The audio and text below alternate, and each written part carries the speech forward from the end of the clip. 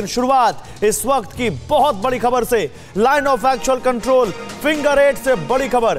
ताजा अपडेट यह है कि चीन यहां से बहुत तेजी से अपने गोला बारूद को हटा रहा है। सुबह 9 बजे तक से अब तक चीन 200 टैंक हटा चुका है। भारत की सुरक्षा एजेंसियां भी आश्चर्य में हैं, चीन ने इतनी तेजी से टैंक क्यों हटाए। जो चीन 9 महीने से अड़ा हुआ था, उसने 9 दिन के अंदर, 2 दिन के अंदर बल्कि कैसे ये साफ कर दिया।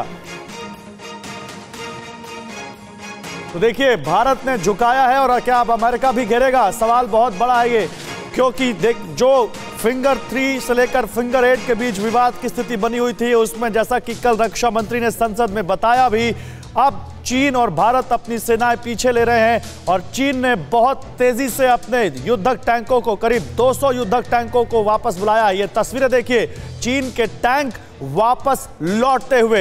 ये भारत की बहुत बड़ी कामयाबी, जिसका डंका पूरी दुनिया में बज रहा है।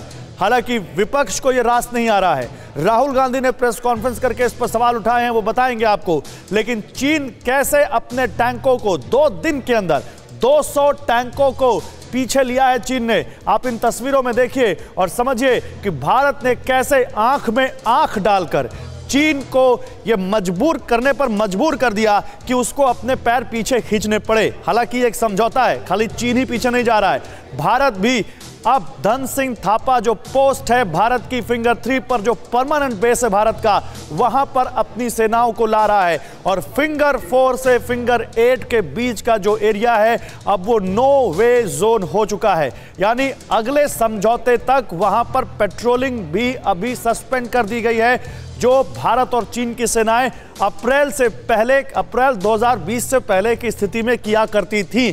तो देखिए, ये एक बात कही जा सकती है कि 9 महीने से जो स्टैंड ऑफ लद्दाख में चला आ रहा था, पैगोंग से लेक पे चला आ रहा था, वहां पर अब थोड़ा सा उसमें नरमी आई है। चीन अपने टैंक पीछे ले जाता हुआ।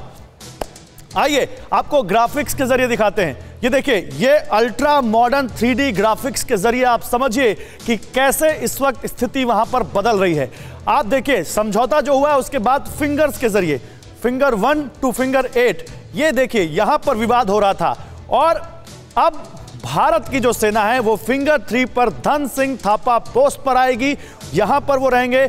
और चीन की सेना फिंगर 8 के बाद जो LAC है, जिसको भारत अपनी LAC मानता है, वहां जा रही है, फिंगर 8 के उस पार जा रही है। यानी फिंगर 4 से फिंगर 8 के बीच का जो इलाका है वो नो वे जोन है। भारत और चीन के जो सैन्य अधिकारी हैं वो लगातार डेली बेसिस पर इस डिसएंगेजमेंट प्रोसेस का रिव्यू करेंगे।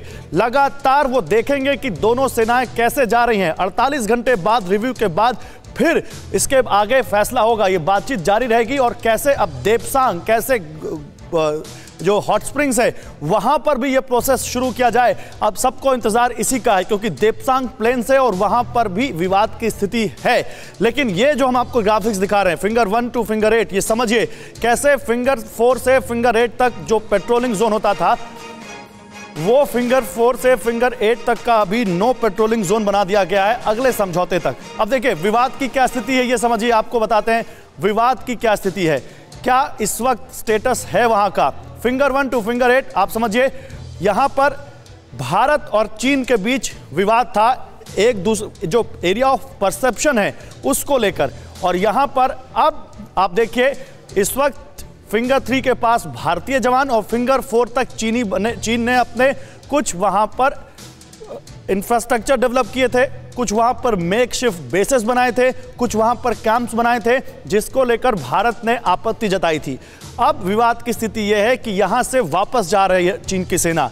फिंगर 4 से फिंगर 8 का जो एरिया है उसको खाली कर रही है चीन की सेना, और यह बहुत बड़ी भारत के लिए कामयाबी है।